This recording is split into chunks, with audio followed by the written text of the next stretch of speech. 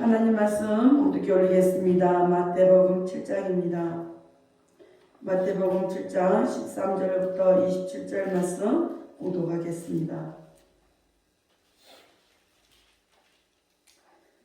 좁은 문으로 들어가나 멸망으로 인도하는 문은 크고 그 길이 넓어 그리로 들어가는 자가 많고 생명으로 인도하는 문은 좁고 길이 협착하여 찾는 이가 적음이니라. 거짓 선지자들을 삼가라.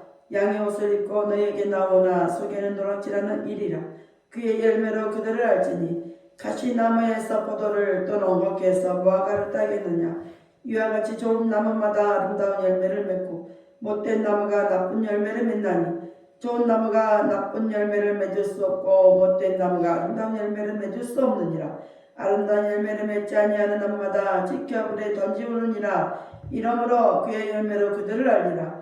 나더러 주여 주여 하는 자마다 천국에 다 들어갈 것이 아니요 다만 하늘에 계신 내 아버지의 뜻대로 행하는 자라야 들어가리라.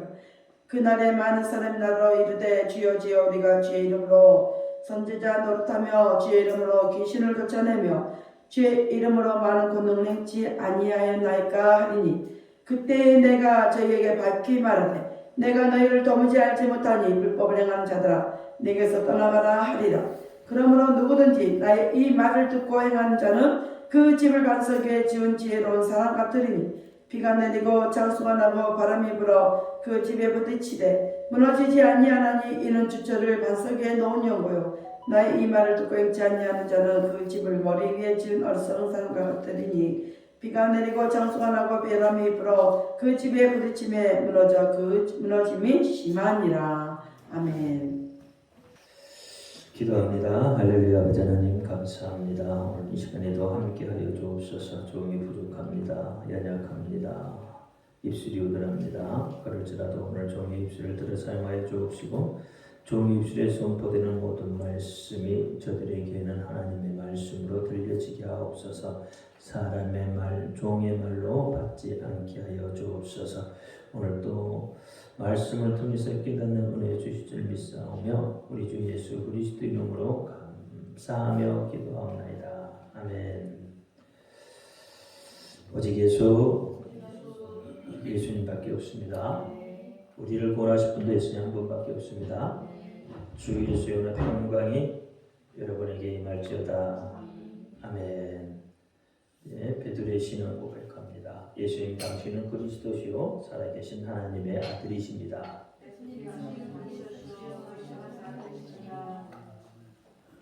예수님 당신은 나의 구세주 나의 전부이십니다. 아멘. 오늘 제목은 생각을 다스려라입니다. 생각을 다스려라. 생각을 잘 다스려야 여러분 사는데 어려움이 없습니다. 생각을 잘 다스리지 못하면 어려운 길에 빠질 수밖에 없어요. 우리가 성경을 잘 읽어보면 성경에는 항상 양면성이 있습니다. 무슨 말이냐 하면 실례를 하나 들어보면 어느 곳에 보면 살인하지 말라고 하고 또 어느 때에는 다 죽이라고 말하죠. 10계명 제6계명이 뭐죠? 살인하지 말라. 살인하지 말지니라 그러죠. 근데 사무엘상 15장 3절에 보면 지금 가서 아말렉을 쳐서 그들의 모든 소유를 남기지 말고 진멸하되 다 죽이라 이거죠. 남자와 여자와 소아와 다시 말하면 어린아이와 젖먹이 아이 거기에 넘어서 우양과 약대와 나귀를 죽이라 하셨느니라. 이렇게. 자, 우리 하나님은 엄청 무서운 하나님이세요. 그렇죠? 가서 어떻게 해요?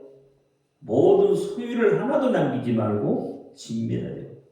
남자도 죽이고 여자도 죽이고 어린아이도 죽이고 적반은 어린아이도 죽이고 우양도 죽이고 약대와 나귀도 다 죽이라고 그래요. 어느 것이 맞습니까? 살인하지 말라는 게 맞습니까? 아니면 하나님 말씀대로 다 죽이라고 하는 게 맞습니까?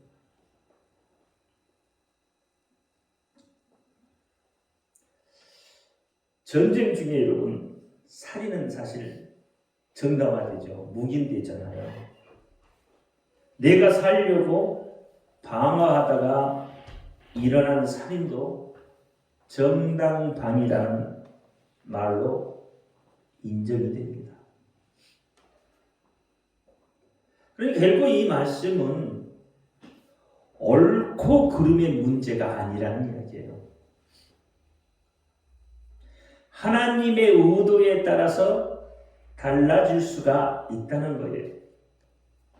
개인적인 입장에서 살인은 엄청난 큰 죄죠. 중죄죠. 그래서 개인의 입장에서 살인하지 말라는 거예요. 개인의 감정에 따라서 살인하지 말라는 거예요.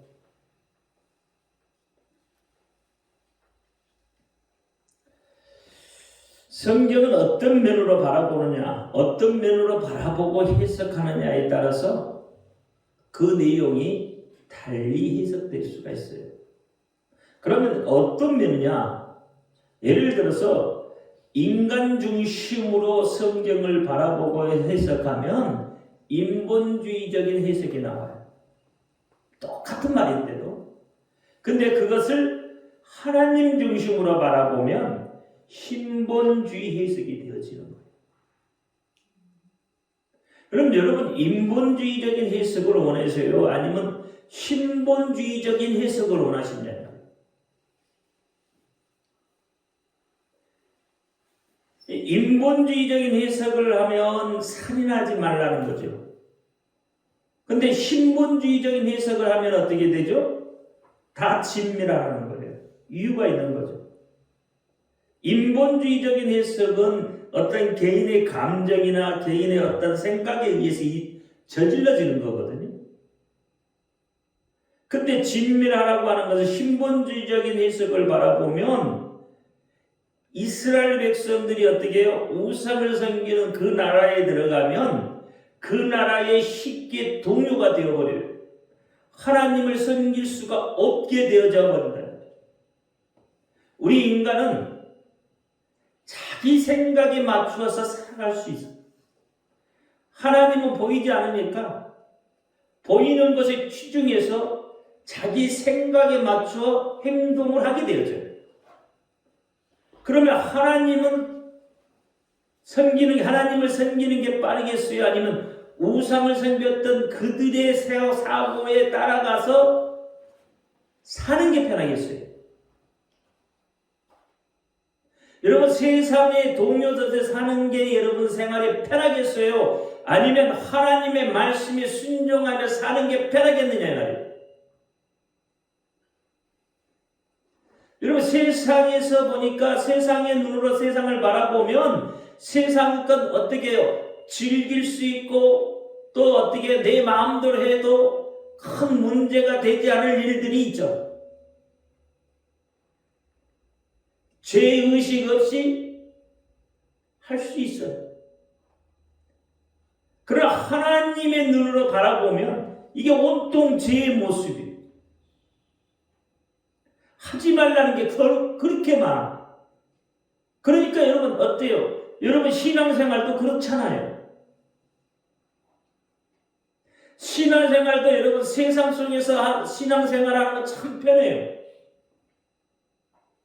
예배도 내가 드리고 싶으면 드리고 내 생각에 내 감정대로 예배할 수 있어요. 그렇잖아요. 내가 교회 가고 싶으면 가는 거고 안 가고 싶으면 안 갈 수 있는 거고 목사님 설교도 내 생각에 맞춰서 설교해 주면 좋죠. 복 받으라 하면 얼마나 좋아요. 근데 어떻게 해요? 회개하라고 그러더라고요. 목사님들 설교는 대부분 회개하라고 해요. 근데 성도는 복 받기를 원해요. 요. 복이 그냥 오겠어요? 그러니까 여러분 세상 생활, 세상의 생각을 가지고 인본주의 생각을 가지고 신앙생활하는 게 훨씬 편한 거예요. 여러분 하나님의 생각대로 신앙생활하면 너무 제약이 많아. 힘들어.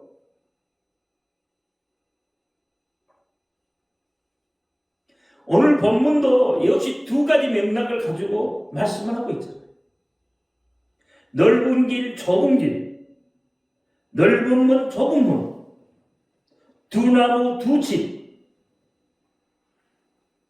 또 구원이냐 멸망이냐, 천국이냐 지옥이냐, 생명이냐 죽음이냐.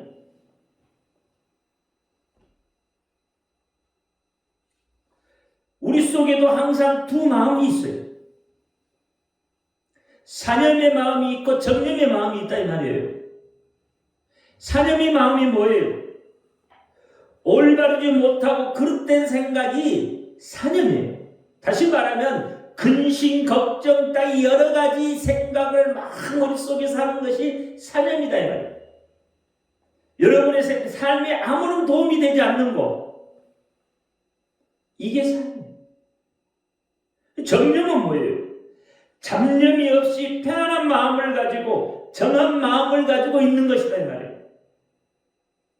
그러니까 여러분이 걱정, 근심하고 있으면, 여러분 속에 불평, 불만이 있으면 결국은 여러 가지 잡생각을 하게 되는 거예요. 여러분 신앙생활에 아무런 도움이 되지 않는 그런 생각을 하고 있는 거예요. 그게 잡념이에요. 그게 사념이에요.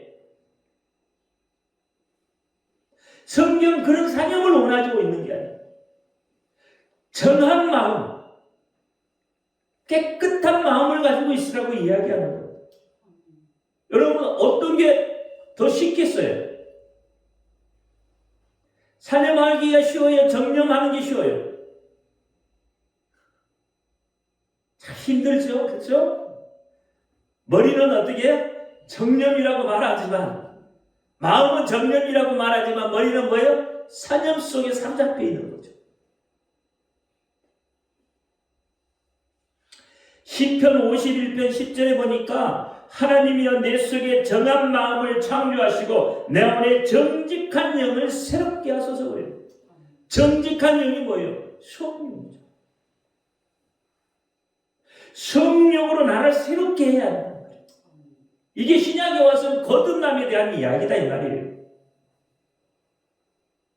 이렇게 사념이 통제될수록 마음은 응집되면서 우리 마음이 힘을 얻게 되어지는 거예요. 그러니까 사념을 통제할 수 있어야 되는 거예요. 사도 바울도 그렇잖아요. 사도 바울도 항상 자신 안에 두 마음이 싸운다고 이야기해요. 그러면서 오호라 나는 공고한 사람이로다 그랬어요. 자신의 신경을 말하고 있잖아요. 로마서 7장 19절부터 25절 말씀이 그렇게 이야기해요. 그런데 사도 바울은 어떻게 해요? 정념과 사념이 있지만 어떻게 해요? 그 마음을 정한 마음으로 바꾸어서, 그렇잖아요. 사념이 들어오려고 할 때마다 오라 나는 공고한 사람이로다 그러고 있는 거예요. 그래서 어떻게 해요? 정한 마음으로 새롭게 해야 된다는 거예요. 그래서 성경은 두 마음을 품지 말고 마음을 어떻게 해요? 성결하게 하라고 말하고 있는 거예요. 야고보서 4장 8절에 보니까 하나님을 가까이 하려 그러면 너희를 가까이 하시리라. 죄인들아 손을 깨끗이 하라. 두 마음을 품은 자들아 마음을 성결케 하라 그래요. 그러니까 우리 마음이 정하게 되려면, 우리 마음에 정념이 생기려면, 우리 마음이 성결하게 하려면, 우리 마음이 정결케 되려면 어떻게 해야 된다고요? 하나님을 가까이 해야 된다는 거예요. 하나님을 가까이 하지 않으면 어떻게 된다고요? 역으로 이야기하면 사념이 생긴다는 거예요. 걱정, 근심이 생긴다는 거예요. 그러면 걱정, 근심이 생기면 불평이 생기고 불만이 생기고 하나님으로부터 멀어질 수밖에 없는 일들이 벌어지는 거예요. 그러니까 어떻게든지 우리는 하나님을 가까이 해야 되는 거예요. 예수 그리스도를 가까이 해야 되는 거예요. 제가 왜 여러분들한테 예수는 내 구주라고 그렇게 외치라고 하냐면, 그만큼 어떻게 내 입술의 고백을 통해서 예수가 어떻게 해요? 나와 함께 가깝게 하기를 원한다는 거예요. 내가 어떻게든지 예수님과 가까이 있겠다고 그 고백이 되어져야 된다고 이야기하는 거예요. 두 마음을 품으면 하나님이 싫어한다 이 말입니다. 호세아서 10장 2절에 보니까 그들이 두 마음을 품었으니 이제 벌을 받을 것이니라. 하나님이 그 제단을 쳐서 깨뜨리며 주상을 헐으신다 했어요. 두 마음을 품으니까 어떻게 해요? 이제 벌 받을 것이다.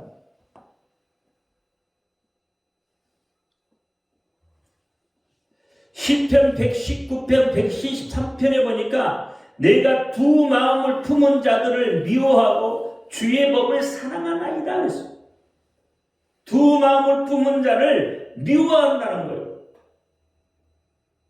하나는 하나님을 향하여, 하나님은 어떻게 해요? 세상을 향하여서. 그렇죠? 세상을 향하는다는 것은 우상을 숭배한다는 거예요. 우상을 섬긴다는 거잖아요. 하나님이 한쪽은 하나님을 섬기고 한쪽은 우상을 섬기고, 그러니까 하나님이 가장 싫어하는 것을 하고 있다 이 말이에요. 구약에서는 이렇게 말하고 있잖아요. 신약에서도 동일하게 이야기하고 있다 이 말이에요. 요한계시록 3장 15절 16절에 보니까 내가 내 행위를 아노니 내가 차지도 아니하고 돕지도 아니하도다. 내가 차든지 돕든지 하기를 원하노라. 내가 이같이 미지근하여 돕지도 아니하고 차지도 아니하니까 내 입에서 너를 토하여 버린다. 토하여 내버린다 그랬어. 하나님 편에 서든지 아니면 세상에 있든지. 갈라디아서 5장 17절에도 육체의 소욕은 성령을 거스리고 성령의 소욕은 육체를 거스리나니 이 둘이 서로 대적함으로 인해서 너희의 원하는 것을 하지 못하게 하려 합니다 그랬어요. 여러분이 마음속에 품은 것 그것을 하기를 원하지만, 내가 하나님 앞에 가까이 가기를 원하지만, 하나님께 복을 받기를 원하지만, 이 둘이 서로 대적해서 너희의 마음에 그 품은 것을 하지 못하도록 그렇게 한다 이 말이에요. 그러니까 여러분이 기도해도 기도에 응답이 되지 않는 이유가 뭐예요? 바로 뭐예요? 육체의 소욕을, 성령을 거스리기 때문에 그렇다. 그러니까 여러분이 하고 싶은 걸 못하게 만들어버린다. 뭐가? 육체의 소욕이. 그래서 빌립보서 2장 2절에서는 이렇게 말하고 있습니다. 마음을 같이하여 같은 사랑을 가지고 뜻을 합하여 한 마음을 품어. 성도는 그렇단 말이에요. 마음을 같이하여 같은 사랑을 가지고 뜻을 합하여 한 마음을 품어야 교회가 부흥되고 하나님의 일을 기쁨으로 할 수가 있는 거예요. 서로 생각이 다른데요. 한 마음이 될 수가 없잖아요. 그러면 교회가 성장을 할 수 있겠느냐 말이에요. 성장 못해요. 한 마음으로 합해야 무엇이든가 이룰 수 있는 것이지. 여러분 가정사도 그렇잖아요. 서로 뭐예요? 남편과 아내가 뜻이 다르면 문제가 생기잖아요. 늘 뭐가 싸움만 일어나잖아요. 교회 안에서도 동일하단 말이에요. 서로가 마음이 틀리니까 어떻게 해요? 교회 안에서 분쟁이 일어나고 싸움이 일어나는 거예요. 그건 하나님이 원하시는 게 아니에요. 마음을 정하게 해주세요. 마음을 정하게.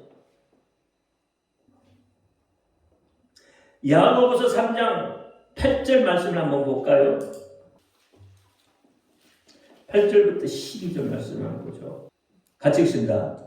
혀는 능히 길들일 사람이 없나니 휘지 아니하는 악이요 죽이는 독이 가득한 것이라. 이것으로 우리가 주 아버지를 찬송하고 또 이것으로 하나님의 형상대로 지음받은 사람을 저주하나니 한 입으로 찬송과 저주가 나는도다. 내 형제들아 이것이 마땅치 아니하니라. 셈이 한 구멍으로 어찌 단물과 순물을 내겠느냐. 내 형제들아, 어찌 무화과 나무가 감람 열매를, 포도나무가 무화과를 맺겠느냐. 이와 같이 짠물이 잔물을 내지 못하느니라. 한 마음이 되지 않으면, 그렇잖아요. 한 마음이 되지 않으면, 한 목소리를 내지 않으면 이렇게 되는 거잖아요. 그러면 어떻게 해요? 문제가 생긴다 이 말이에요. 예수님의 말씀을 듣고 그 말씀을 지켜 행하는 사람은 지혜로운 사람입니다. 무엇을 선택할 것인가? 무엇을 선택하느냐에 따라서 그 결과는 확연히 나타나게 되어져 있는 거예요. 달리 나타난다 이 말이에요. 그렇죠? 무엇을 선택하느냐? 어떤 길을 선택하든 그 결과의 책임은 자신에게 있는 거예요. 내가 넓은 길을 택하면 그 넓은 길의 마지막은 누가 책임이 져요? 본인이 책임지는 거예요. 넓은 길은 어떻게 멸망의 길이라고 하잖아요. 그 길이 가기 쉬우니까 그 길을 가다가 결국은 멸망할 수밖에 없는 누구요? 자기 자신이 책임을 져야 됩니다. 남이 책임져 주지 않는 거예요. 내 마음을 정하게 하지 못하기 때문에 내가 편한 길로 가겠단 말이에요. 그러니까 어떻게 돼요? 내가 하나님을 가까이 하지 아니하고 세상을 가까이 가겠다. 결국은 멸망의 길로 가는 거예요. 그 책임을 누가 진다고요? 하나님이 지시나요? 여러분 교회에 나왔으니까 하나님이 그 책임을 지시나요? 그 길은 본인이 책임져요. 결과는 본인인 거예요. 여러분 하나님 편에 섰을 때 하나님이 책임을 져주시고 하나님이 여러분의 다른 길로 인도해 가시는 것이지 여러분이 선택이 넓은 길을 선택했는데 하나님이 책임을 져준단 말이에요. 그렇지 않다니까요. 하나님은 하나님의 말씀에 순종하며 하나님 명령에 순종하며 따라가는 자를 그를 하나님이 책임을 끝까지 책임을 져주셔요. 하나님의 자녀를 책임져 주신다 이 말이에요. 하나님의 자녀가 안 됐는데 어떻게 하나님이 책임을 져요? 그러므로 그리스도인들은 생각을 잘 다스려야 됩니다. 무엇이 옳고 바른 길인지 그 길이 생명의 길인지 잘 선택을 해야 돼요. 여러분 성도는 누구 편입니까? 하나님 편이죠. 그렇죠? 그렇죠? 성도는 하나님 편이죠. 그럼 하나님을 조금 빼고 그러면 성도는 누구 편이죠? 성도는 성도 편인가요? 성도는 성도들 편이에요. 여러분 성도는 목사님 편이어야 돼요. 성도는 성도들 편이 되어서는 안 돼요. 그러면 분쟁이 일어나요. 어떤 경우에도 성도는 목자 편에 서 있어야 돼요. 그래야 그 교회가 바로 서서 나가요. 그 길이 사는 길이에요. 그 길이 복된 길이에요. 이게 제 말씀, 제 이야기가 아니에요. 여러분 요한복음 10장 말씀을 보면 잘 알아요. 이해할 수 있어요. 요한복음 10장을 잘 읽어보면 금방 이해할 수 있는 거예요. 요한복음 10장 9절에 보니까 내가 문이니 누구든지 나와 말미암아 들어가면 구원을 얻고 또 들어가면 나오며 꼴을 얻는다고 했어요. 물론 예수님에 대한 이야기죠. 근데 목자는 예수님으로부터 사명을 받은 자들이잖아요. 누구의 말을 전해요? 예수의 말을 전하는 자. 그럼 말은 뭐예요? 꼴이란 말이에요. 꼴. 좋은 꼴을 어떻게 먹어요? 목자를 통해서 먹어야 돼요. 그래서 좋은 목자를 만나는 건 복인 거예요. 엄청난 복인 거예요. 양에 대해서 한번 생각을 해봐요. 양은 성도죠. 그렇죠? 근데 양이 습성이 하나가 있죠. 뭐죠? 눈이 좀 어두워요. 양은 눈이 좀 어둡습니다. 그래서 앞에 양이 가면 그 앞에 양을 보고 그냥 따라가는 거예요. 그래서 앞에 양이 잘못 가면 결국은 뭐예요? 다 잘못 가요.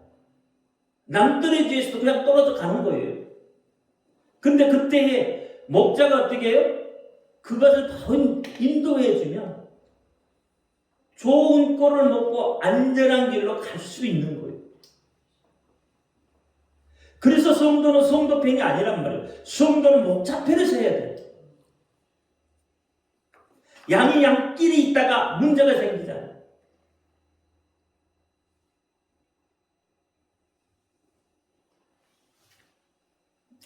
그리스도인의 생각을 다스리는, 그리스도인의 생각을 잘 다스리는 것이 결국은 신앙의 핵심이에요.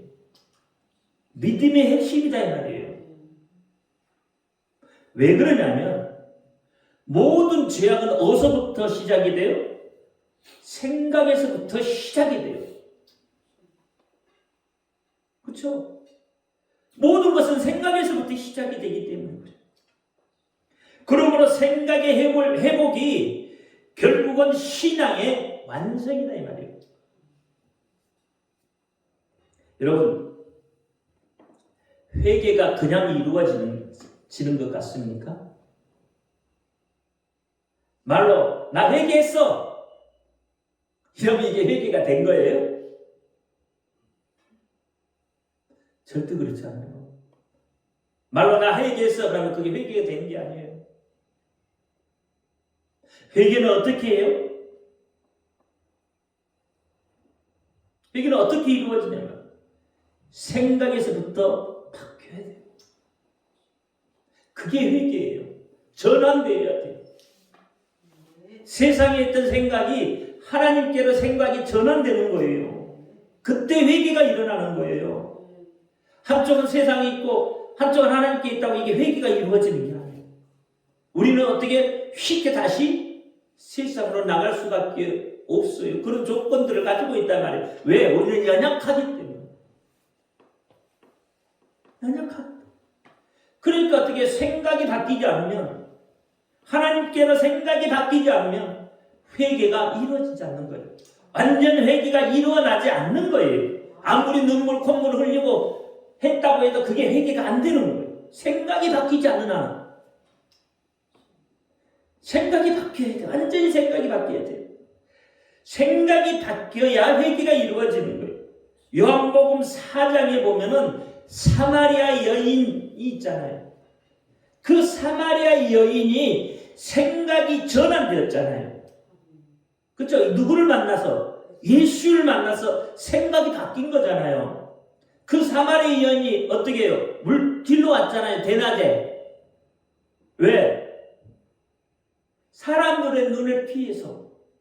그렇죠? 사람들의 눈을 피해서 왔잖아요. 몰래 가서 그냥 물 질러서 가서. 그런데 어떻게 해요? 그때 예수 만났잖아요. 그러니까 그가 어떻게 예수 만나고 예수님 만나고 어떻게 했어요? 자기의 생업인 그 물동이를 내어 던지고 동네에 들어가서 외치잖아요. 와 보라고. 그렇잖아요. 와 보라고 외치잖아요. 그 소심했던 여인이 동네에 들어가서 물동이를 내어 던지고 와 보라고 할 줄.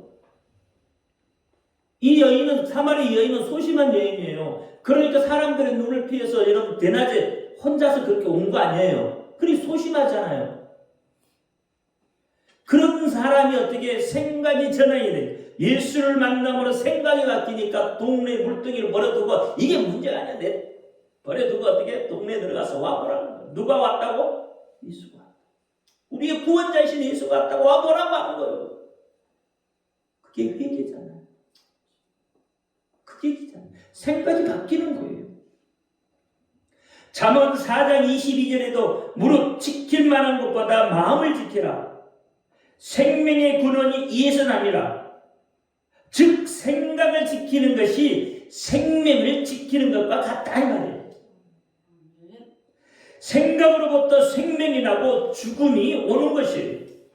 그러니까 내가 죽는다고 말하면 죽겠다고 자꾸 이야기하면 죽는 거예요. 죽을 일만 생겨요. 그렇잖아요. 왜? 이미 내가 이렇게 선포하고 있잖아요. 죽겠다고 선포하고 있잖아요.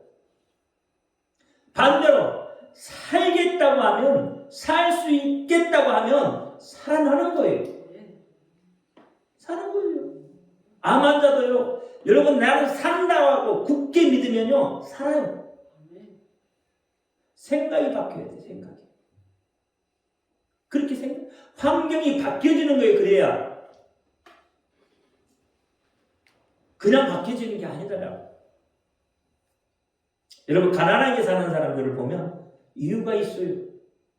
부자로 사는 사람들을 보면 이유가 있더라 이 말이에요. 생각이 달라요. 생각이 달라요. 가난하게 사는 사람들은 뭐든지 하기 싫어하더라. 제가 지난번에 전주 그 봉사협회에 갔었는데, 그때 그 교회에서 간판을 하나 큰 걸 띄워놓은 게 있었어요. 근데 고물장수가 이제 그 리학가를 끌고 가는 젊은 고물장수가 있었어요. 그래서 목사님이 그 사람한테 저 간판, 거기는 뭐 양철 그 뭐라 하죠? 되어 있잖아요. 철로 되어 있잖아요.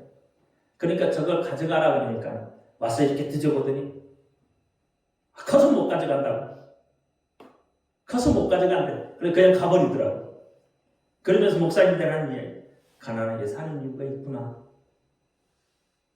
우리 같으면 그것을 발로 밟아지는 거니까. 그렇잖아요. 밟아서 어떻게든지 그걸 가지고 가서 팔 건데, 그 생각이 우리는 있단 말이에요. 근데 크다고 안 가져가더라고요. 부자는 어때요? 생각이 달라요. 아, 저것을 하면 돈이 되겠다. 보여주는 거예요, 그냥. 안 되는 것도 되게 하려고 하잖아요.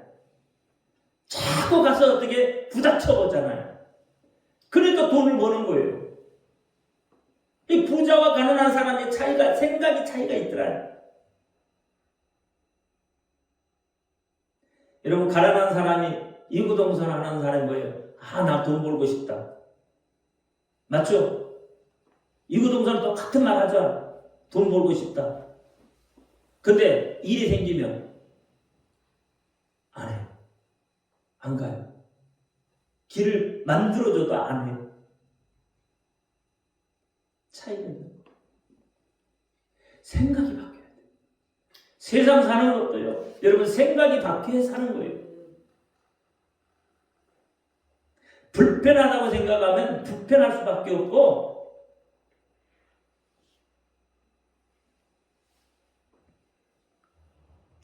안 좋은 생각을 하면 자주 안 좋은 일들이 일어나는 겁니다. 좋은 생각, 기쁜 생각을 하면 좋은 일, 기쁜 일들이 일어나는 거예요.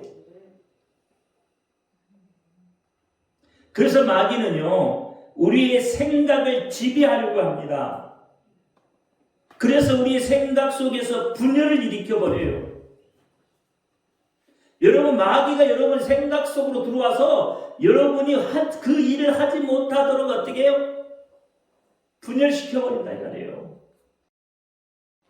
분열시켜버려요. 하지 못하도록. 이사야 1장 15절에 보니까 너희가 손을 펼 때에 내가 내 눈을 너희에게 가리고 너희가 많이 기도할지라도 내가 듣지 아니하리니 이는 너희의 손에 피가 가득함이라 그랬어요.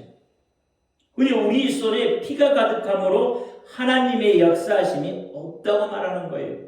나 피 없는데요. 사람 안 때렸는데요. 사람 안 죽였는데요. 이 성경에서 말하는 피는 그 사람을 죽여서 흘리는 피가 아니잖아요. 지금 여기서 말하는 피. 이 피는 뭐예요? 죄악된 생각을 말하는 거예요. 여러분, 생각 속에서 여러 사람 죽였잖아요. 안 죽였나요? 생각 속에서? 안 죽여보셨어요? 요한 일서에 보면 미워하는 것은 뭐라고요? 살인죄라고 그랬어요. 그럼 여러분 생각에 미워하는 사람이 있잖아요. 그 살인죄 저지르고 있잖아요. 그렇잖아요? 안 그러나요? 누가 미워 죽겠는데 그럼 나는 미워하는 것과 살인은 다른 건가요? 아니요. 요한 1세에 분명히 그렇게 이야기하고 있잖아요. 살인죄라고. 미워하는 것은 살인죄. 그러니까 여러분 생각 속에서 이미 여러분은 살인을 저지르고 있는 거예요. 이미 살인. 그러니 여러분 손에 피가 가득한 거죠. 꼭 남을 패서 피를 흘려, 남을 죽여서 피를 흘리는 것만이 살인, 그것만이 죄가 아니란 말이에요.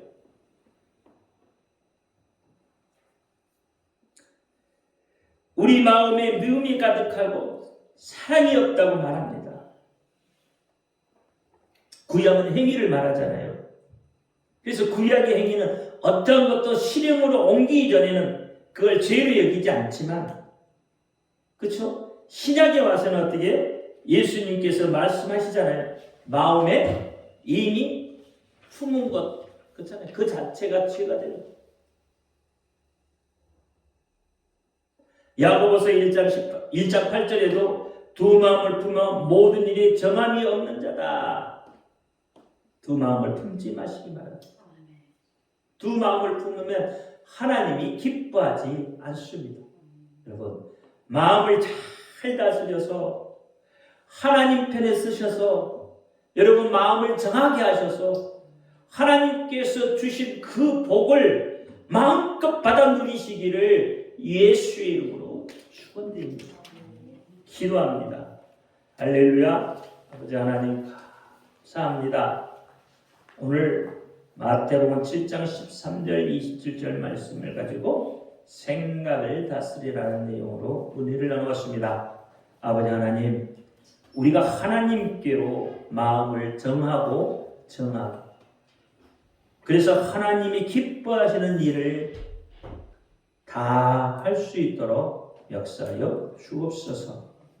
우리의 마음을 흩어버리지 아니하고 우리 속에 두 마음을 품지 아니하고 오직 하나님 한 분만을 섬기며 예수님께로 향하여 나아갈 수 있도록, 그래서 성령님의 인도함을 받아 갈 수 있도록 역사하여 주옵소서. 우리 주 예수 그리스도 이름으로 감사하며 기도하옵나이다. 아멘.